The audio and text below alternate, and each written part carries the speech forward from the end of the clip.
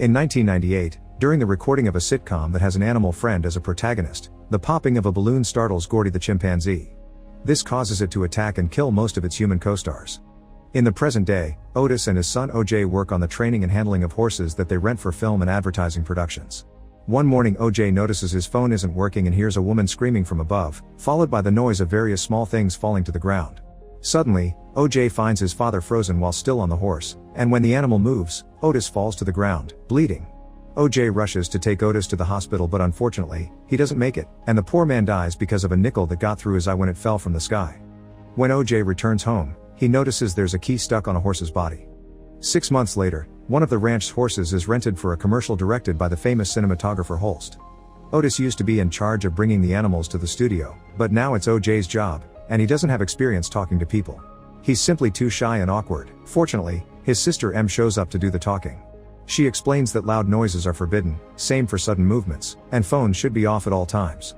Now everyone can get ready to shoot, but sadly, the horse is startled when it accidentally sees its own reflection, and its forceful reaction gets the siblings fired. After they leave the studios, instead of going home, OJ takes his sister and the horse to a small western theme park called Jupiter's Claim. While OJ takes the horse to the stable, Em looks around the park, finding a camera inside a well for a funny shot and a giant balloon representing Jupes, the cowboy character this park is dedicated to. Then, the siblings go to see the owner, who happens to be a now adult Jupe. Because the ranch is deep in financial problems, OJ has already sold 10 of his father's horses to Jupe, and today he's come to sell one more since they couldn't get the job. While negotiating with Jupe, OJ expresses interest in possibly buying the horses back in the future, but Jupe is hesitant and instead offers to buy the ranch.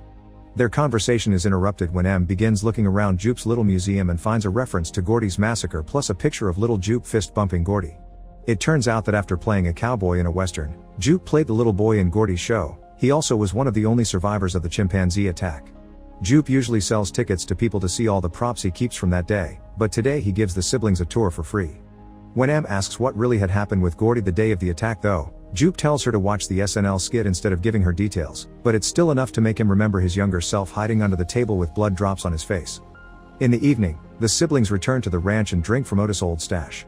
Em gets emotional when she finds a picture of Jean Jacket, the horse that had been supposed to be her first, but Otis ended up sending it to a movie production. Regardless, OJ still thinks their father changed the industry, and that's why he refuses to sell the ranch to Jupe. Suddenly Em notices there's a horse in the arena when it's supposed to be in its stable.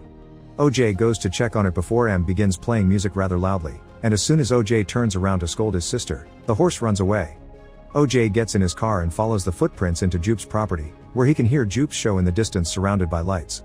At that moment, power goes off at the ranch for just a few seconds, and OJ begins hearing some shrieking. After looking at the sky, OJ decides it's better to return to the ranch without getting back the horse.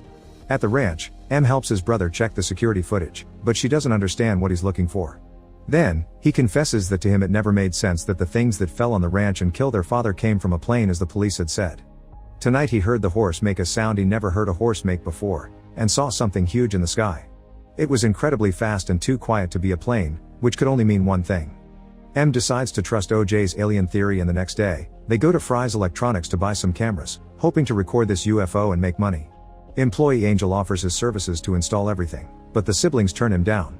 When they begin discussing the camera's backup batteries, OJ mentions how he isn't sure he trusts them and explains what happened to his phone the day his father died, to which Angel replies that wasn't normal unless the ranch is in a UFO hotspot. It's just a joke, but the siblings realize how little they understand about the subject and allow Angel to do the installation. While he works, he tells OJ all about alien conspiracy theories and how sure he is there's something out there waiting to get them. Their chat is interrupted when Em shows up with their bait, a horse statue that has a garland tangled around it, proving she stole it from Jupe's park.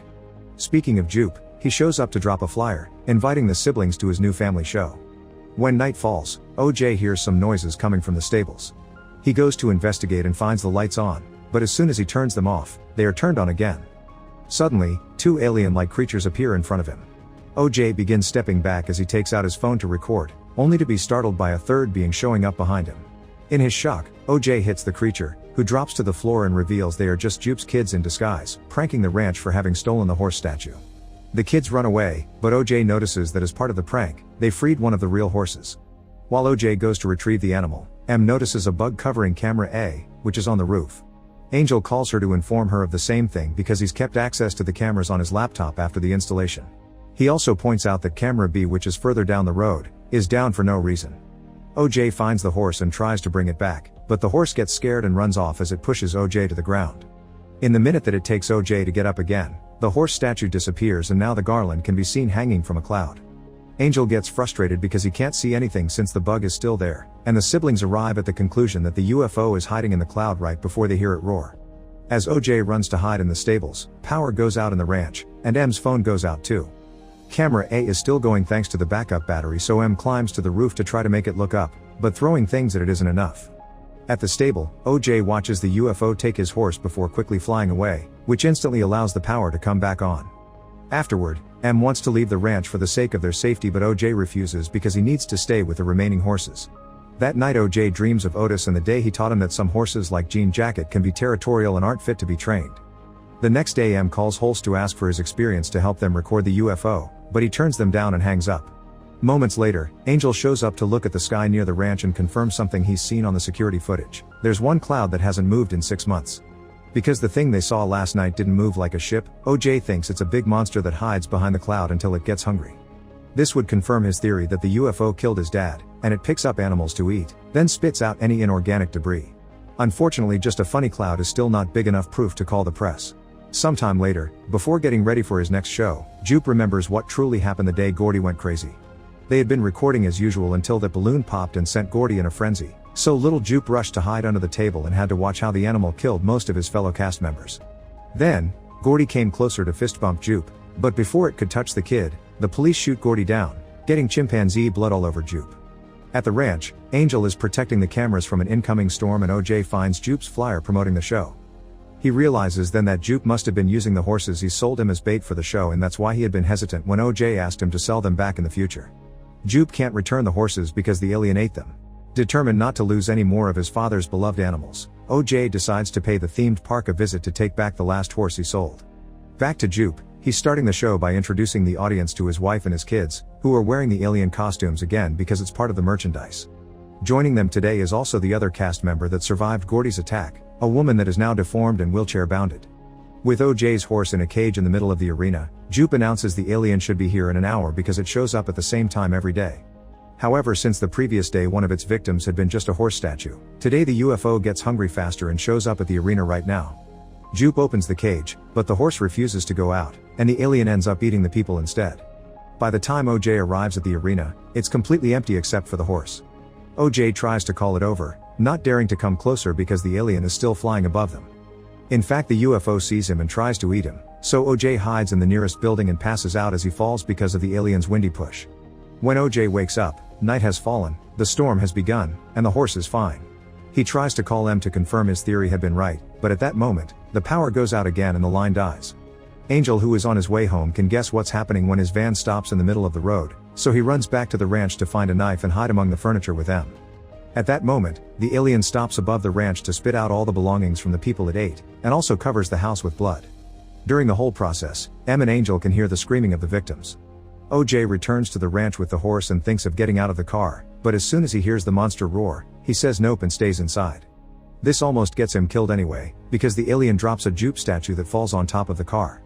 After napping for a couple of hours, OJ wakes up when the power finally returns. It isn't raining anymore, and Angel and M are having a fight over if it's a good idea to leave the house or not. OJ rushes out of his car and moves to Angel's van, opening the door so that the radio can be heard. Now knowing he's outside, Angel and M get out of the house intending to join OJ, but suddenly, the power goes out again when the creature reappears. Then OJ remembers something. His horse hadn't liked it when it saw its own reflection, so OJ makes sure not to look up, keeping his eyes on the ground.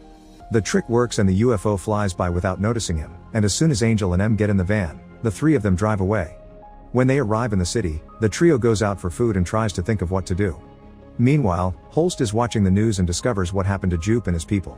This is enough to change his mind, so he calls M to tell her he'll do the recording of the UFO. The trio returns to the ranch the next morning and finds the horses fine. Holst is also already there waiting for them. OJ shares what he's learned about not having to look up at the alien, who he's nicknamed Jean Jacket like the horse M couldn't have because it was untamable. OJ also accepts to be the bait to draw Jean out, and the team begins planning the trap that will be recorded by Holst's hand-cranked film camera, which doesn't require electricity. Getting things ready takes them the whole day, thus the plan begins the next morning. M plays music rather loudly again, this time coming out of speakers they've installed on the roof. This also turns on a bunch of Tube Man props they've scattered all over the field, so if any of them go down, they'll be able to guess Jean's location even if it's hiding behind the clouds. While Holst records with Angel and M keeps an eye on the security cameras, OJ rides his horse to the middle of the field to watch the Tube Men. Their plan is interrupted by the sudden arrival of a bike, and when M comes out to send this guy called Ryder away, she discovers he's with TMZ. Ryder ignores M's warnings, and since he can't get an interview out of her, he rides to the field, where the Tube Men are starting to drop. Soon the electric motorcycle shuts down too and Ryder falls to the ground, getting too hurt to move. OJ approaches Ryder with the intention of saving him, but as soon as he gets closer, Jean Jacket shows up and OJ has to ride his horse away as fast as possible. Jean Jacket eats Ryder and ignores OJ for now because he's looking down. However, once OJ reaches the position he had agreed on with his friends, he puts up the hood of his sweatshirt, which has gotten two big eyes sewn on it to get Jean's attention.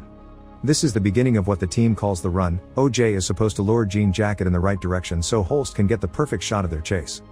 The run goes well and OJ gets to hide inside the stables before Jean can catch him. However, Holst realizes the light has been against them all this time, which means the footage will be worthless. Not willing to give up yet, Holst takes the camera up the hill and lets Jean come to eat him just so he can record the process from the inside.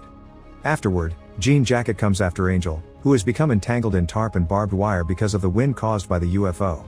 When Jean Jacket tries to eat him, it gets hurt by the barbed wire and spits him right out. The pain pisses the creature off so much that it makes it change forms. M runs to Ryder's bike, but it's still not working because of Jean's presence, so she keeps her eyes down. OJ manages to get back on his horse and looks up on purpose to lure Jean Jacket away from his sister. Once they're far enough, the bike begins working again and M rides it toward the themed park while Jean comes after her next. At the park, M releases the balloon mascot, then rushes to the camera in the well to begin taking as many shots as possible while Jean Jacket swallows the balloon, which quickly explodes. This explosion hurts Jean Jacket badly, seemingly killing it. As the press begins arriving at the area, Angel and M celebrate their victory. Not only M now has the pictures that will save their financial situation, but she also gets to reunite with an unharmed OJ and the horse. Make sure to subscribe and turn on notifications so you can watch more videos like this. Thanks for watching.